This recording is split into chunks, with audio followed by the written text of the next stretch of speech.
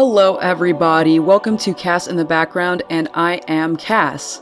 Thank you for joining me today. I am honored to play in your background, and I'm happy to have you guys here.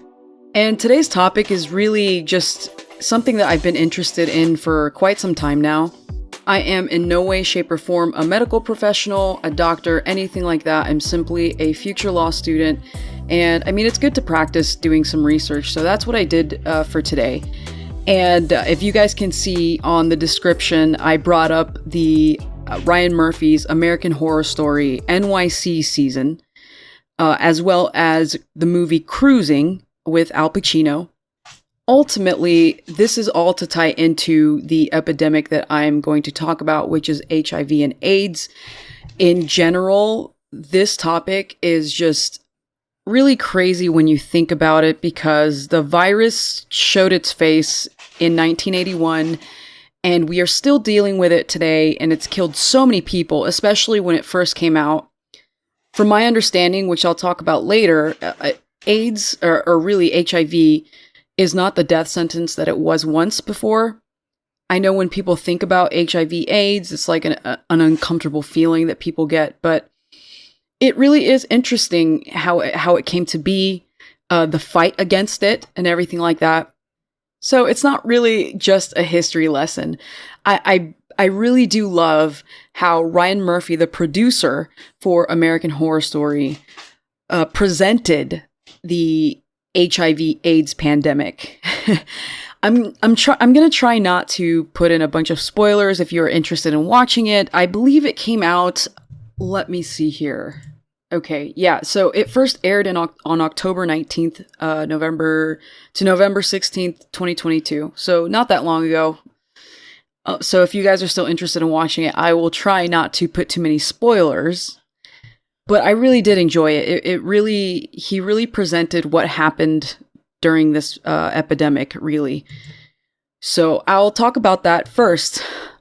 I'm not here to review the season, but I am going to say I really enjoyed it. Probably, I mean, I've seen some reviews that are mixed, like some people really liked it and some people didn't, but I personally liked it because I had already read up on what happened during the 1980s with HIV, and the way that he presented that time is just very... It hits the nail on the head, kind of in a theatrical way. I mean, in an artistic way. I was really impressed with that. And so if you're not a usual fan of it, I would say maybe give it a shot. It does still have that very dark component. I mean, people are dying all the time. I mean, the blood and all this stuff. But it basically starts off in New York City in the summer of 1981. And of course, what is an American Horror Story season without a bunch of killings? So there are a number of killings being done in the city. No one knows. And the killer is targeting gay men in the gay leather bar scene that was going around during that time. It was very popular in New York City. So that's what's going on. But what's also happening in unison with this is that there are men also going to the hospital and reporting having rashes, just these purple rashes. And when I saw that, I said, yeah, this is probably about the HIV epidemic. And it was. So, I mean, I wouldn't say that that's a spoiler, because I feel that if you grew up during this time, you would recognize that as well.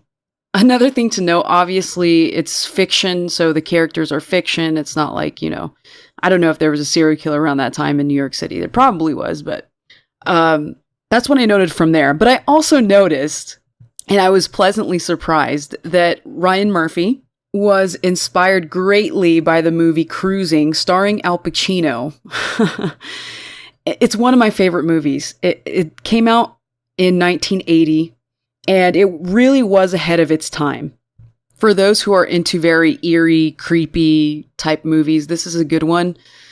It's old, but it's one of those movies where you ask questions, you're always going to have questions. You can watch it multiple times and you probably won't have answers to it. I mean, it's also about a serial killer targeting the gay leather bar scene. And that's where Ryan Murphy took some of the ideas from there, and it really is kind of similar, the vibe and everything. Al Pacino plays the main character, Burns, who goes undercover, and obviously he's a cop, right? And he gets asked to go undercover because he fits like the type of the serial killer.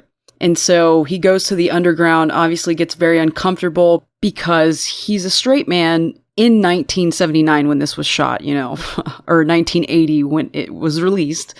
He's a straight man going into a gay man's territory, and it's a very sexual, the gay leather bar scene was just a very openly sexual scene, really. And so, as you can imagine, I mean, for him, it was kind of a shock, but he gets comfortable and all of that. But it really is creepy. And if you want proof that it's creepy, the guy who directed The Exorcist directed Cruising.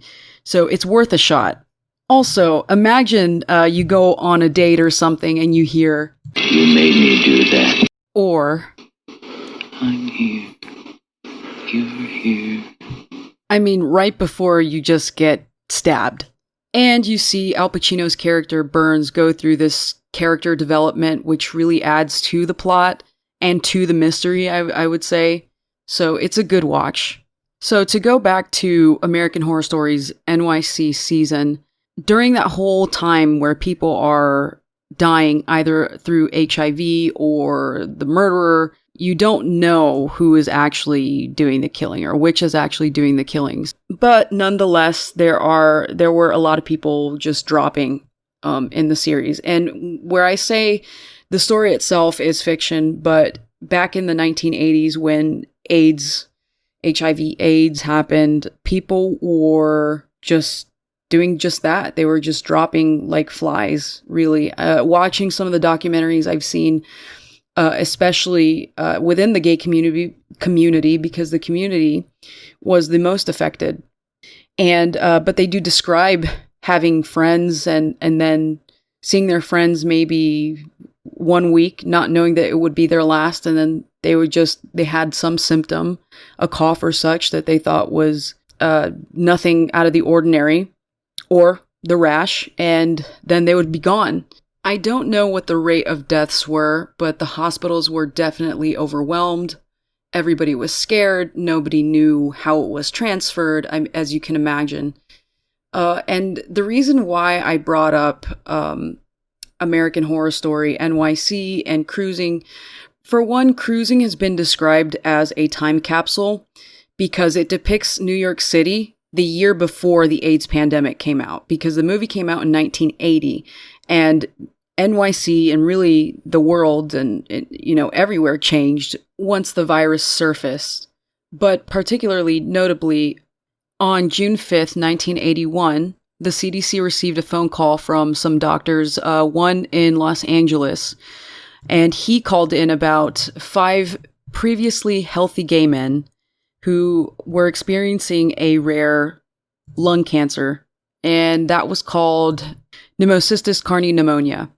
And then on the same day, a dermatologist in New York City called the CDC, and he reported that there was an unusual aggressive cancer in another cluster of men, and that was by the name of Kaposi sarcoma.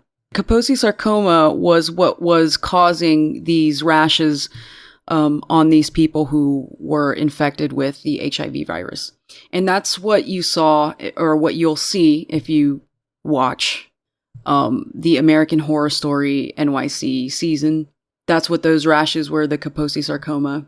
Because the doctors noted that both issues had to do with the immune system, and because the fact that the men who were infected with it happened to be gay, people started coining the term gay cancer, and they blamed the homosexual lifestyle as the cause. And of course, people saying that it's God's judgment and stuff like that. But I mean, it's pretty crazy because if you guys look at like the 1970s, I mean, even the 1960s, up until this point, it was everybody sleeping with everyone. It wasn't just gay people defiling themselves, as some people would say.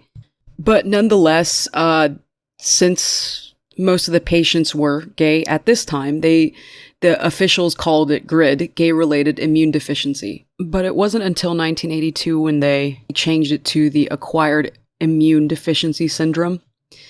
And then, much later than that, 1983, was when they actually discovered that the human immunodeficiency virus caused AIDS. This was because they were no longer only seeing it in gay men anymore. They were also seeing it in people who abuse drugs through injection, hemophiliacs, and Haitians. So, I mean, children were also getting it at this time. But in 1983, even though they coined AIDS and HIV, they still didn't know that it was how it was transferred, really. There's this crazy incident where there was this 13-year-old boy in Indiana who was blocked from his middle school because he tested positive for HIV. And I mean, there was a lot of controversy at this time because Ronald Reagan was president, and he didn't seem to take it serious. I think people think it had to do with homophobia. Even though gays were not the only ones being infected, they were still a majority who were infected. So maybe he thought, that it wasn't as important because of this reason. Oh, I didn't say how the boy was infected. He was infected through a blood transfusion. My mom was living in Chicago around this time. I mean, I wasn't born yet. I was born in the 90s. But for the purpose of this episode, I asked her what it was like living around that time. And obviously she said that everybody was just so afraid. And the sad thing was people were afraid of gay men specifically because they were the number of infections and the number of deaths was really predominant in the male gay community.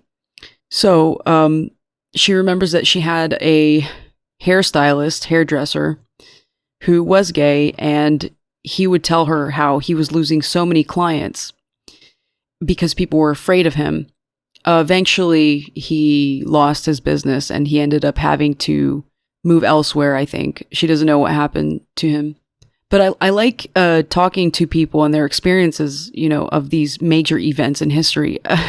Eventually, I'm going to be one of those people, maybe, if younger people are interested in asking, like, how was COVID pandemic, A very eerie thing that I realized, though, is that in order once you have HIV, you don't die automatically. It's a slow decay of your immune system, and it takes years. I think I read 9 to 10 years. So if people were having symptoms from in 1981, it was present, obviously, many, many years before, and people were just feeling the blow later on. So, I mean, it was in New York City, it was in other places of the country, but people weren't feeling it. Actually, I was reading, let me pull this up here. They did confirm that one of the first cases, confirmed cases, it was in the 1950s, even earlier than that, it says here. But yeah, so AIDS research in New York City looked into a plasma from a man in 1959 who was living in Kinshasa, Democratic Republic of Congo. And they confirmed that the sample that was collected back then, that it had tested positive for anti-HIV antibodies. So in 1986, the sample that was collected in 1959 tested positive for anti-HIV antibodies. Yeah. So the virus was present in this person from 1959. So it was present even much earlier then. So obviously when I mean present in the world, at least around like the 1950s earlier. But in the US, it was present since the 1970s, they say. Different sources will tell you different things in terms of like how long it takes for the virus to become AIDS, HIV to turn into AIDS. And you're going to get different things. I was reading 5 to 10 years, but the World Health Organization website says 10 to 15 years. So that's what I'll go with. But eventually in 1983, they did discover that there was strong evidence that it was transferred through the blood. So that was a good thing. Before then, there was big hysteria, obviously. But one of my favorite things to do is also look through like Reddit threads. because a lot of people ask different questions, and of course people respond with their experiences. And so I found a thread that said ask old people, and it basically it asks, what was it like during the AIDS HIV crisis? And so I'll just read some here. One poster said, and I'm guessing that this is asking about the early days, so obviously like the days that I'm talking about, 1980s. But this person posted, I was a nurse on an AIDS unit. It was bad. People dropped like flies within months. Even several of my coworkers, not obtained at work, of course. I am so happy it's pretty much a chronic illness in most of the world now. I didn't really worry about getting it myself, but you know us, former 19-year-olds, we are invulnerable. Someone else posted, they called it the gay plague. Nobody I knew was gay. We didn't worry. Nobody thought it could affect us until it did. This other post says, living in Philadelphia as a 22-year-old straight man in a predominantly gay industry, it was just heartbreaking. I watched far too many of my friends, coworkers, and neighbors die truly horrific deaths. There weren't many people who told me outright they were infected, but you watched as they wasted away. Guys who had been 200 plus pounds, who worked out every day, became paper thin and sapped of the energy and positivity that drew me to them. My best friend was in the closet. I'm sad that I watched him get sicker each month, but we never spoke about it. I was young and stupid and figured he would talk to me when he was ready. His roommate passed away in June 1995. My friend lost his life 2 months later. I felt helpless and scared. Safe sex was a must. When I met my ex-wife, we were fully tested before any intimacy. I miss my friends, such loving, generous people, and it seemed like so many of the country didn't care because it was considered a gay disease. Yeah, that was the unfortunate thing. I mean, if you read up on the history of this, that's what you find out. There was a lot of fight and pushback to get to the point that we're at today in terms of medicine and therapy for HIV. One group that really did pave the way for this was the group called ACT UP, and they were AIDS Coalition to Unleash Power. So basically this was a group, they were a political group, and they dedicated themselves to ending the AIDS epidemic. And they received a lot of pushback. I mean, they would do rallies, they would protest. Members within the group would do research on medications. They were fighting with the FDA because the FDA had, for example, I watched a documentary on it, and actually it was an amazing documentary. But they were pushing for certain drugs that were approved in other countries but were not approved in the United States. Because we didn't have anything that really worked for the virus. I mean, in their minds at that time, as I said, since the government they seemed to be indifferent to the situation. So people were taking, this group, ACT UP, was taking matters. Sorry, I'm like all fumbled, but yes. They were taking matters into their own hands. So they were doing a lot of studying. I mean, intensive studying just to save each other's lives and to save the lives of the people who were infected with this virus. And so they did research on certain drugs that were banned in the US, but not in other countries. And then they were just questioning why is it banned? Let's get it unbanned so that we can do trials. They were pushing for trials. I mean, we did have an AZT trial in the US, but it did not seem successful. I mean, they were taking forever to come out with any drug or any hope for people infected with HIV. I mean, it was pretty much, this group pushed hard because they knew that they had a time limit. At this point, when the group was formed, 1987, many people have died. Many of their friends have died. As I said, people were just dropping left and right all the time. Somebody was here and then they were gone. So they were desperate, of course. Also about AZT. So AZT was a drug that was already available. It first It first was used in the 1960s, but it was originally used to cure cancer, and it didn't work, so it was just kind of left there, unused, but it was already approved by the FDA, so they decided to give it a chance. And so the trials at first showed that there was some success, but then once it was then given to patients, there was actually, it really didn't help. They actually found that the virus was able to mutate and fight off that drug. So yeah, so that's why, and it takes forever to approve, to go through the FDA and all that stuff. So this group, as I said, they did a lot of good. They're actually one of the groups to thank, one of the original groups to thank for where we are at today currently. So where are we at today, and how does HIV work? And how do people fare now when they receive a diagnosis? We're no longer back in the 1980s. It's definitely much better. It's not cured, but people are able to live a long life now than they were when it came out. So HIV is transferred through the blood. So the most common ways now is either through sex or injections still. And once it enters the blood, the virus attaches itself to your CD4 cells, white blood cells, or CD4 T cells, which help fight infections every day. And it attaches itself, and then it'll inject itself into the cell, and it will destroy the cell. So if you don't get tested early enough, basically what's going on over the years is it's destroying your body's ability to fight infection. So when people were dying, it wasn't just the fact that it's not like HIV itself is what killed you. Like when you get cancer kills you.